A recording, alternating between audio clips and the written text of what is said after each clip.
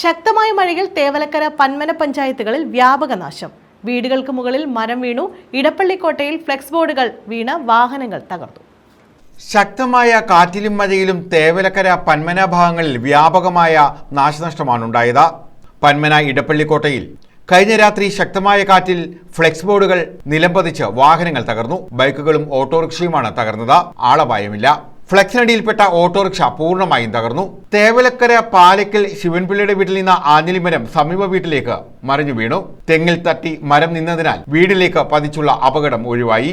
പാലക്കൽ സ്വദേശി അബ്ദുൾ അസീസിന്റെ വീട്ടിൽ നിന്ന് ആഞ്ഞിലിമരവും കടപുഴകി. വീടിന്റെ വശത്തേക്കാണ് ആഞ്ഞിലിമരം പതിച്ചത്. 9:30 അല്ല, അതിന് താഴെയാ. 8:30 മണിയൊന്നെ ആയിട്ടുള്ളാവും. അന്നേരം 8:30 മണിയാകത്തുള്ളൂ. ഭയങ്കര സൗണ്ട് കേട്ട് ഞാൻ പുറത്തിറങ്ങിയപ്പോൾ പശു കയർ പൊട്ടിക്കാൻ തുടങ്ങി. അപ്പോൾ ലൈറ്റ് അടിച്ച് നോക്കിയപ്പോഴാണ് ഒരു മരം വരുന്നതായിട്ട് കണ്ടു. നെഞ്ചങ്ങ് പൊട്ടിപ്പോയി. മാടത്തിൻ്റെ പുറത്ത് വീഴുവോ പശു പുറത്ത്. ഭാഗ്യത്തിന് മാടത്തിൻ്റെ പുറത്ത് വീണില്ല, അങ്ങോട്ട് മാറി അങ്ങ് വീണ്. ചാണകവും മാടവും പോട്ടെ, വാഴത്തെങ്ങും എല്ലാം പോട്ടെ, എന്നാലും ശരി കുഴപ്പമില്ല. എൻ്റെ പശു രക്ഷപ്പെട്ടു. അതിലെനിക്ക് സന്തോഷമുണ്ട്.